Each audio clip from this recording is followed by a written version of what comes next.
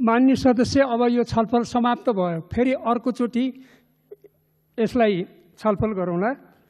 मान्य सदस्यहरू, अब मान्य अर्थमन्त्री डाक्टर युवराज खतिवड़ालाई आर्थिक वर्ष 2077-78 को लागि विनियोजन विधेयकका सिद्धान्त प्राथमिकता सम्बन्धमा कर प्रस्ताव बाहेक माथि छलफल गरियोस् भनी प्रस्ताव प्रस्तुत गर्न अनुमति दिन्छु।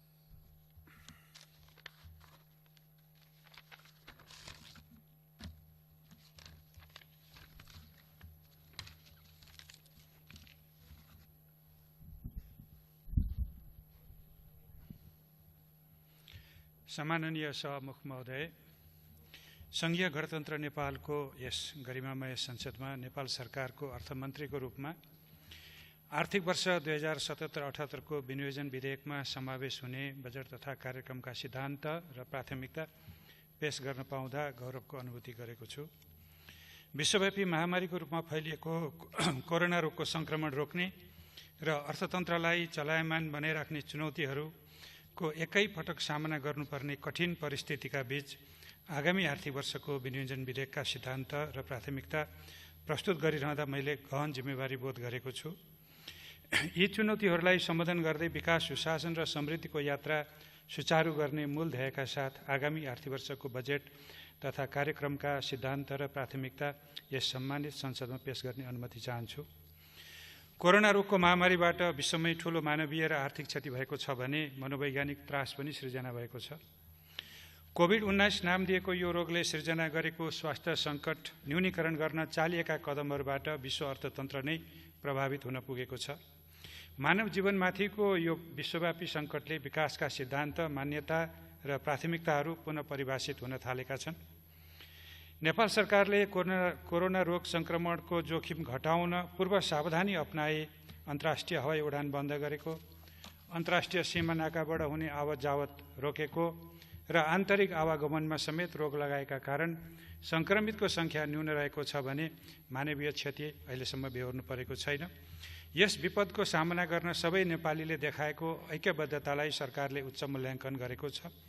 विद्यमान चुनौती सामना गर्ने क्रममा अभूतपूर्व क्रियाशीलताका साथ जनप्रतिनिधिहरूले नागरिकको सुरक्षा र सेवामा देखाएको तदारुकता र समर्पणबाट संघीयताको औचित्य र महत्त्व स्थापित भएको छ।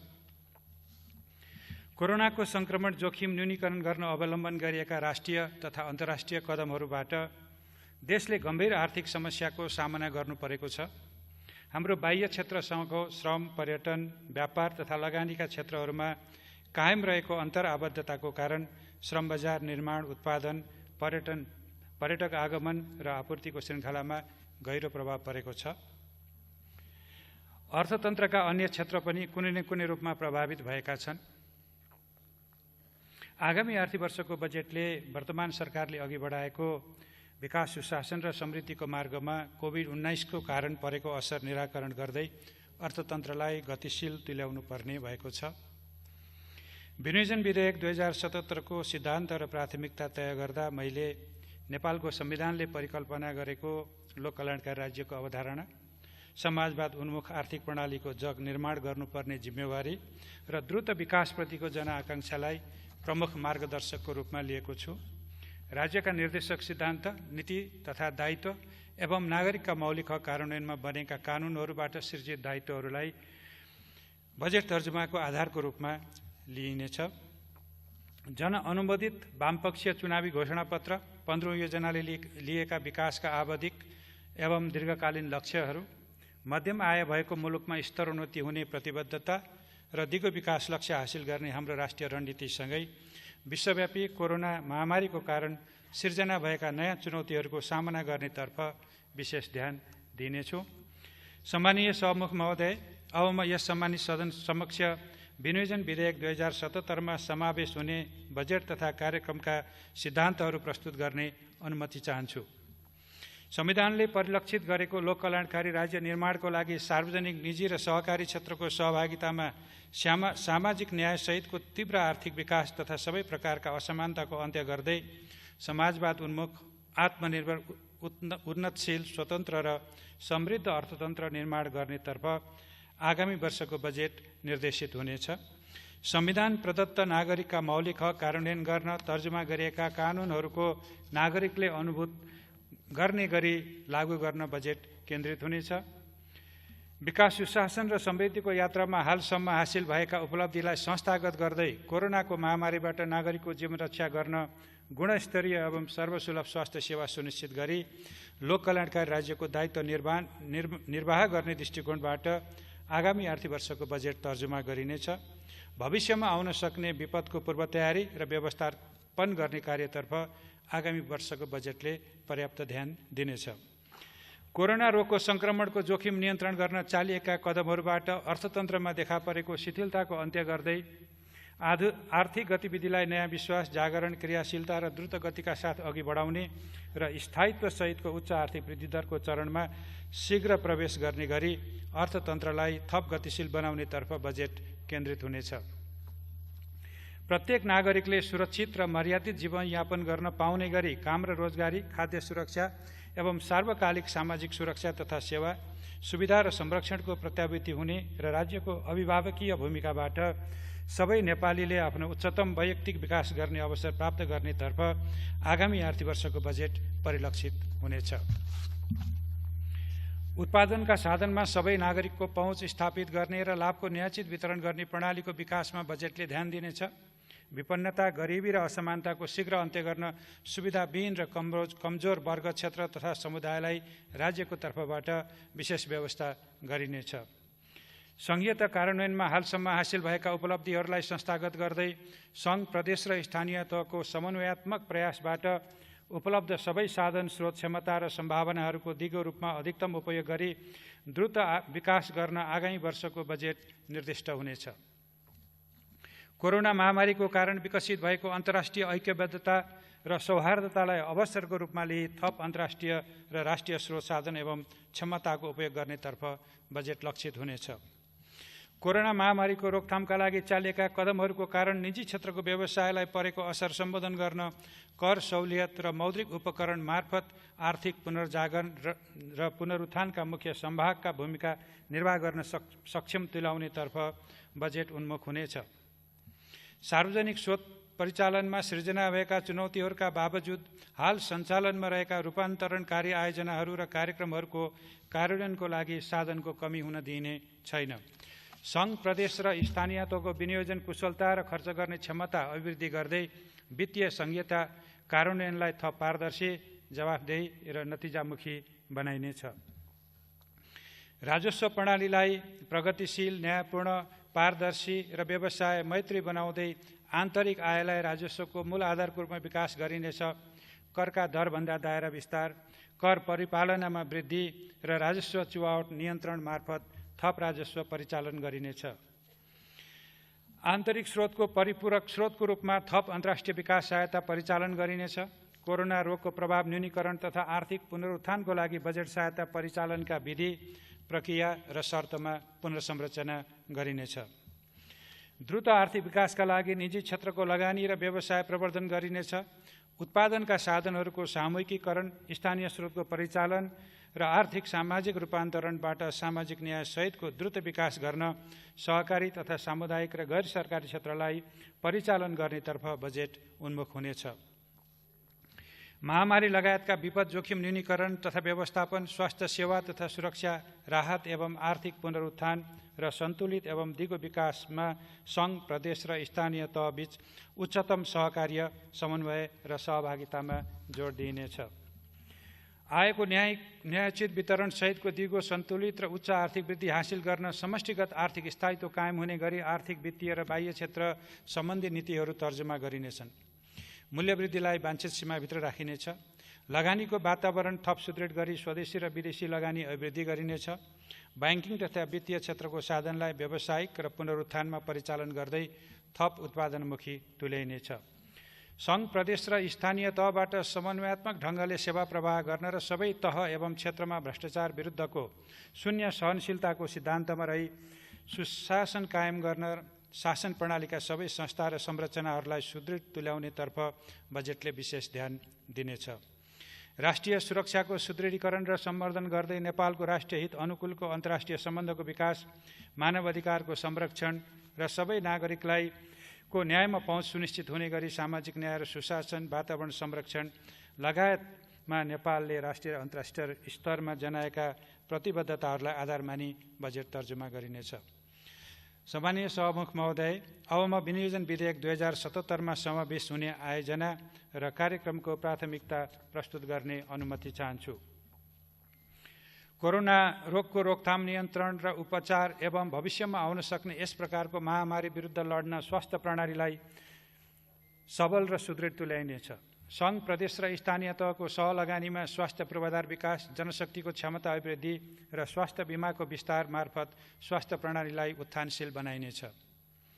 आधारभूत स्वास्थ्य सेवामा सबै नागरिकको पहुँच सुनिश्चित गर्दै सेवाको गुणस्तर अभिवृद्धिमा प्राथमिकता दिइनेछ। सबै नागरिकलाई साक्षर बनाउने अभियानलाई प्राथमिकता दिइनेछ। गुणस्तरीय र जीवन उपयोगी शिक्षाको अवसर सुनिश्चित गरी उत्पादक नागरिक तयार गरिनेछ। आधारभूत तथा माध्यमिक शिक्षाको गुणस्तर अभिवृद्धि गर्दै माध्यमिक तहमा प्राविधिक तथा व्यावसायिक शिक्षालाई जोड दिइनेछ। उच्च शिक्षालाई गुणस्तरीय बनाइनेछ। युवालाई विकास र सामाजिक रूपान्तरणको संवाहकको रूपमा परिचालन गरी राष्ट्र निर्माणको नेतृत्व गर्न सक्षम तुल्याइनेछ। खेलकुद पूर्वाधार निर्माण र खेलाडीलाई प्रोत्साहित गर्दै यस क्षेत्रको समग्र विकास गरिनेछ। खेलकुदका निर्माणाधीन राष्ट्रिय र क्षेत्रीय स्तरका ठूला पूर्वाधार सम्पन्न गर्न प्राथमिकता दिइनेछ। महिलाको समग्र उत्थान, सशक्तिकरण तथा लैङ्गिक समानता हासिल गर्ने र लैङ्गिक हिंसाको अन्त्य गर्न विशेष कार्यक्रम सञ्चालन गरिनेछ। लैङ्गिक उत्तरदायी शासन प्रणाली प्रवर्धन गरिनेछ। बालबालिकाको संविधान प्रदत्त अधिकार सुनिश्चित गरिनेछ। समाजका अशक्त, अपाङ्ग, टोरा, असहाय तथा सडक बालबालिकालाई सरकारले अभिभावकत्व लिए संरक्षण प्रदान गर्नेछ। संविधानमा राज्यको निर्देशक सिद्धान्त अन्तर्गत उल्लेखित सामाजिक न्याय र समावेशीकरण सम्बन्धी नीति कार्यान्वयन गरिनेछ। भूमिहीन, किसान, विपन्न, दलित तथा सुकुम्बासीलाई भूमिमा पहुँच बढाउँदै रोजगारी र आवासको हक कार्यान्वयन गर्ने कार्यक्रम सञ्चालन गरिनेछ। विद्यमान सामाजिक कुरीति र हिंसा विरुद्ध नागरिक चेतना अभिवृद्धि गर्दै यस्तो कार्यलाई कानुन बमोजिम दण्डित गरिनेछ। नागरिकहरू बीच कुनै पनि आधारमा भेदभाव नहुने सुनिश्चित गरिनेछ। कोरोनाको कारण गुमेको रोजगारीलाई पुनर्स्थापन गर्न, वैदेशिक रोजगारीबाट फर्कनेलाई रोजगारी उपलब्ध गराउन र स्वरोजगारी बढाउन कृषि, साना घरेलु तथा मझौला उद्यमहरू र सेवा क्षेत्रमा संलग्न हुन उत्प्रेरित हुने गरी बजेट तर्जुमा गरिनेछ। रोजगारी सिर्जना गर्ने र न्यूनतम रोजगारीको प्रत्याभूति दिने कार्यक्रमलाई प्रदेश र स्थानीय तहसँगको सहकार्यमा एकीकृत रूपमा सञ्चालन गरिनेछ। सिपमूलक तालिम मार्फत उद्यमशीलता र स्वरोजगारी सिर्जना गर्दै सबै नागरिकलाई उत्पादनसँग जोड्ने गरी कार्यक्रमहरू सञ्चालन गरिनेछ। श्रमिकको पारिवारिक, सामाजिक र आर्थिक हित बजेटको प्राथमिकतामा रहनेछ। अनौपचारिक क्षेत्रमा काम गर्ने र दैनिक जालामा जीवन निर्वाह गर्ने श्रमिकलाई श्रममूलक प्रविधि मार्फत रोजगारीमा आबद्ध गरी आर्थिक क्रियाकलाप विस्तार गरिनेछ। वैदेशिक रोजगारीमा देखिन थालेको चुनौतीलाई स्वदेशमा काम र रोजगारी बढाई तीव्र आर्थिक वृद्धि गर्ने अवसरको रूपमा उपयोग गर्न एवं अर्थतन्त्रलाई गतिशील बनाउन श्रममूलक उद्योग तथा निर्माणमा थप पुँजी परिचालन गर्न निजी क्षेत्रमा आन्तरिक र प्रत्यक्ष बाह्य लगानीलाई प्रोत्साहित गरिनेछ। सबै नागरिकले राज्यबाट संरक्षित भएको महसुस गर्ने गरी सामाजिक सुरक्षाका कार्यक्रमलाई एकीकृत रूपमा सञ्चालन गरिनेछ। ज्येष्ठ नागरिक, बालबालिका, विपन्न व्यक्ति तथा परिवार र सीमान्तकृत समुदायको सामाजिक संरक्षणको दायित्व राज्यले वहन गर्नेछ। सामाजिक सुरक्षाका कार्यक्रमलाई आर्थिक क्षमताको आधारमा क्रमशः समतामूलक र योगदानमा आधारित बनाइनेछ। नेपाली अर्थतन्त्रको भरपर्दो आधारको रूपमा रहेको कृषिमा टुटेको उत्पादन सम्बन्धलाई कोरोना महामारी पश्चात प्राप्त हुने सम्भावनालाई पुनर्स्थापित गर्ने अवसरको रूपमा लिँदै कृषि क्रान्तितर्फ साधन र स्रोत परिचालन गरिनेछ। कृषि क्षेत्रलाई व्यावसायीकरण र यान्त्रिकरण गर्दै खाद्य सुरक्षा, कृषकको आयस्तरमा सुधार, आयात प्रतिस्थापन र निर्यात प्रवर्धन गरिनेछ। कृषि क्षेत्रमा सिँचाइको व्यवस्था सहित कृषि सामग्री प्रविधि र बजार सुनिश्चित गरिनेछ। भूमि ब्याङ्कको अवधारणा कार्यान्वयनमा ल्याई उपयोगविहीन जमिनको उत्पादनशील उपयोग गरिनेछ। जमिनको चक्लाबन्दीलाई प्रोत्साहित गरी सहकारी कृषक समूह र संस्था मार्फत सामूहिक खेती अभियान सञ्चालन गर्न प्राथमिकता दिइनेछ। निजी क्षेत्रको नवप्रवर्तन, सक्षमता, स्रोत, साधन एवं उद्यमशीलताको पूर्ण उपयोग गर्दै आर्थिक क्षमता बढाउने, थप रोजगारी सिर्जना गर्ने तथा सरकार र निजी क्षेत्रबीच आदर्श साझेदारीको माध्यमबाट राष्ट्रिय पुँजी निर्माणको गतिलाई तीव्रता दिनेतर्फ बजेटले प्राथमिकता दिनेछ। स्वदेशी कच्चा पदार्थमा आधारित उच्च मूल्य अभिवृद्धि गर्ने र निर्यातमूलक उद्योग स्थापना गर्न प्रोत्साहित गरिनेछ। आयात प्रतिस्थापन गर्ने उद्योगहरूलाई संरक्षण गरिनेछ। Hotel, restaurant, airlines, travel, trekking, पर्वतारोहण लगायतको सम्पूर्ण पर्यटन क्षेत्रको पुनरुत्थानलाई उच्च प्राथमिकता दिइनेछ। पर्यटन गन्तव्य र वस्तुलाई विविधीकरण गर्नुको साथै पर्यटन पूर्वाधारको विस्तार गरिनेछ। विमानस्थल निर्माण र स्तरोन्नतिको कार्य अगाडि बढाइनेछ। आन्तरिक पर्यटन र संरक्षित क्षेत्र लक्षित पर्यटनका माध्यमबाट ग्रामीण उद्यम र स्थानीय उत्पादन वृद्धिलाई जोड दिनेछ। भाषा, साहित्य, कला र संस्कृतिको सम्वर्धन र प्रवर्धन गरिनेछ। वन क्षेत्रको दिगो उपयोग गर्न वैज्ञानिक वन व्यवस्थापनको माध्यमबाट वन पैदावारलाई उद्यम र आर्थिक विकाससँग जोडिनेछ। वन तथा वातावरण संरक्षण र जलवायु परिवर्तन न्यूनीकरण र अनुकूलनलाई प्राथमिकता दिँदै विकास आयोजना सञ्चालन गरिनेछ। आधारभूत खानेपानी सेवामा सबै नागरिकको पहुँच एवं खानेपानीको गुणस्तर अभिवृद्धि बजेटको प्राथमिकता हुनेछ। सरसफाइमा हासिल भएका उपलब्धिलाई सुदृढ तुल्याउँदै थप सुधारका कार्य अघि बढाइनेछ। जलस्रोतको दिगो र बहुआयामिक उपयोग गर्ने गरी बजेट व्यवस्था गरिनेछ। प्रतिफलको आधारमा सम्भाव्य देखिएका नदी पथान्तरण आयोजनाको निर्माण सुरु गरिनेछ। नदी नियन्त्रणका आयोजनाहरू व्यवस्थित रूपमा अगाडि बढाइनेछ। नदी नियन्त्रणबाट जमिन उकास गरी त्यसको बहुउपयोग गरिनेछ। आधुनिक र स्वच्छ ऊर्जामा सबै नेपालीको पहुँच स्थापित गर्न सुरु गरिएका आयोजनाहरूको कार्यान्वयनलाई तीव्रता दिइनेछ। जलविद्युत, सौर्य, जैविक, वायु लगायतका नवीकरणीय ऊर्जाको विकास मार्फत दिगो ऊर्जा उपलब्धता र कार्बन उत्सर्जन न्यूनीकरणमा योगदान गरिनेछ। अन्तर्देशीय प्रसारण लाइनको निर्माणलाई तीव्रता दिई विद्युत व्यापारको थप पूर्वाधार तयार गरिनेछ। विद्युत आपूर्तिलाई भरपर्दो बनाई विद्युतको आन्तरिक खपत बढाउन थप प्रोत्साहित गरिनेछ। सडक निर्माणलाई प्राथमिकतामा राखी निर्माणाधीन द्रुत मार्ग, व्यापारिक मार्ग, उच्च गतियुक्त राजमार्ग, शाखा सडक र अन्य रणनीतिक र स्थानीय तहका केन्द्र जोड्ने सडक निर्माणमा आवश्यक स्रोत व्यवस्थापन गरिनेछ। सुरुङ मार्ग, रेलमार्ग तथा जलमार्गका आयोजनाहरूको कार्यान्वयनलाई तीव्रता दिइनेछ। शहरी क्षेत्रमा विद्यमान यातायातको चापलाई व्यवस्थित गरी यात्रुलाई सुविधाजनक परिवहन सेवा उपलब्ध गराउन सार्वजनिक यातायात सेवाको सञ्चालनलाई प्रोत्साहित गरिनेछ। सुरक्षित आवास, महत्त्वपूर्ण सार्वजनिक भवन र अन्य शहरी पूर्वाधारको निर्माण तथा विकासमा जोड दिइनेछ।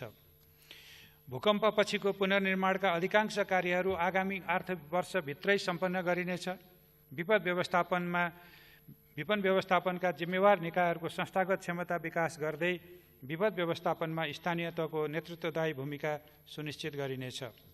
सार्वजनिक निर्माणमा संलग्न निकाय तथा निर्माण व्यवसायीहरूको क्षमता विकास र जवाफदेहिता सुनिश्चित गरिनेछ। निर्धारित समय र लागतमा आयोजना सम्पन्न गर्नुका साथै सम्पन्न आयोजनाहरूको गुणस्तर कायम गर्न आयोजना तर्जुमा, कार्यान्वयन र अनुगमनलाई प्रभावकारी तुल्याइनेछ। हाल उत्पन्न भएका विकासका नयाँ चुनौतीहरूलाई ध्यानमा राखी सञ्चालनमा रहेका र 15औं योजनामा प्रस्तावित कतिपय आयोजनालाई पुनः प्राथमिकीकरण गरी बजेट तर्जुमा गरिनेछ। सार्वजनिक स्रोत साधनको अधिकतम सदुपयोग हुने गरी बजेट अनुशासन कायम गर्ने, आर्थिक कार्यविधि तथा वित्तीय उत्तरदायित्व कानुन बमोजिम बजेट व्यवस्थापनमा जिम्मेवार पदाधिकारीलाई नतिजाप्रति प्रत्यक्ष उत्तरदायी बनाउने र प्रत्येक आयोजनाको नतिजा सूचकको आधारमा उपलब्धि सुनिश्चित हुने गरी बजेट तर्जुमा गरिनेछ। आम सञ्चार जगतलाई व्यावसायिक र मर्यादित तुल्याउँदै संविधान प्रदत्त स्वतन्त्रताको निर्वाध उपयोग गर्न सक्षम बनाइनेछ। डिजिटल नेपाल फ्रेमवर्कको कार्यान्वयनलाई एकीकृत र समन्वयात्मक रूपमा अगाडि बढाइनेछ। साइबर सुरक्षा सुनिश्चित गरी विद्युतीय कारोबारको विस्तार गरिनेछ। दूरसञ्चार सेवालाई गुणस्तरीय र सर्वसुलभ बनाइनेछ। वित्तीय स्थायित्व कायम गर्दै वित्तीय साक्षरता र पहुँच अभिवृद्धि गरिनेछ। व्यावसायिक लागत न्यूनीकरणलाई प्राथमिकता दिँदै वित्तीय साधनहरू उत्पादनमुखी बनाइनेछ। बीमा तथा पुँजी बजारको दिगो विकासका लागि संस्थागत र प्रणालीको सुधारमा जोड दिइनेछ। नयाँ लगानीका नयाँ र वैकल्पिक वित्तीय उपकरणहरू प्रयोगमा ल्याउन प्रोत्साहित गरिनेछ।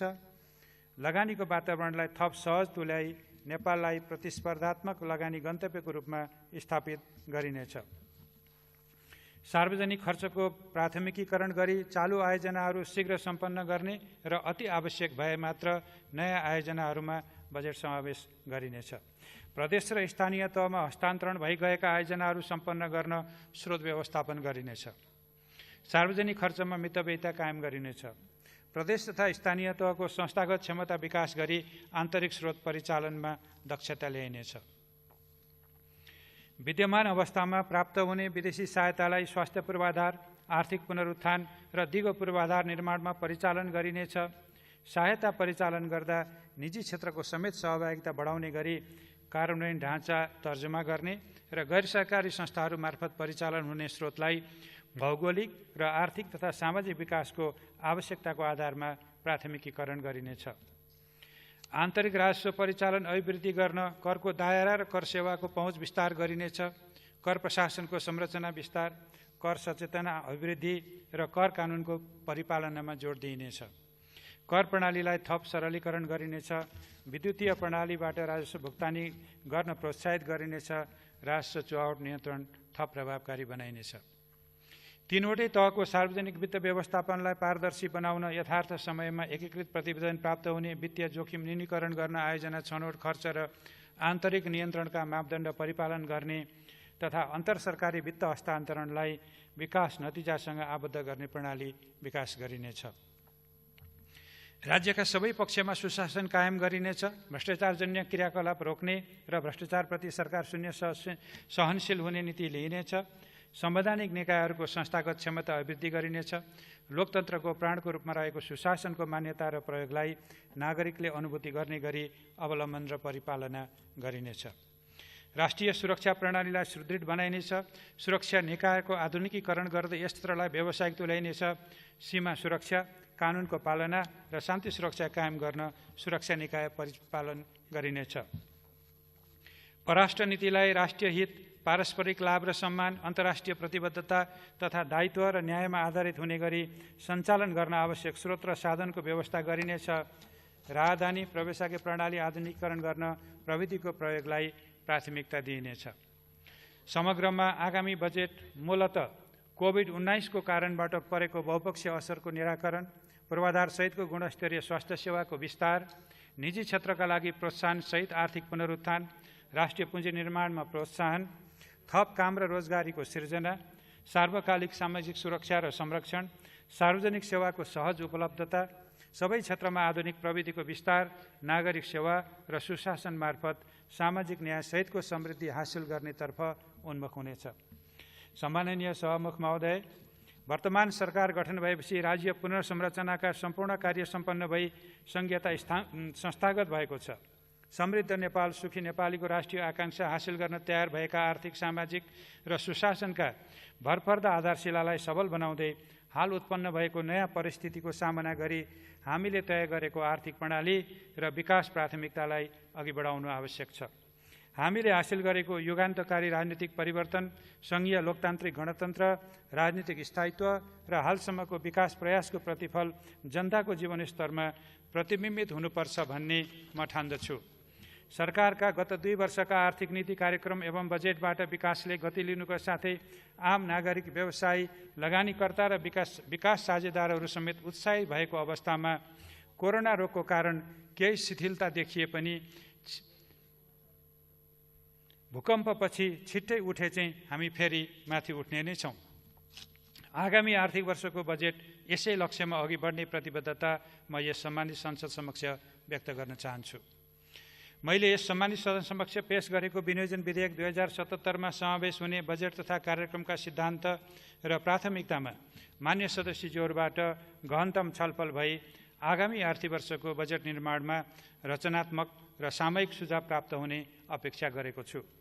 मान्य सदस्यज्यूहरूबाट प्राप्त हुने सुझावहरूलाई आगामी आर्थिक वर्षको बजेट निर्माण गर्दा मार्गदर्शनको रूपमा लिने प्रतिबद्धता समेत व्यक्त गर्न चाहन्छु। धन्यवाद।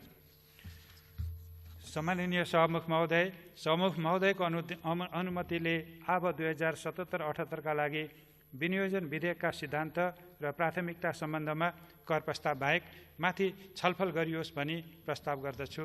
धन्यवाद।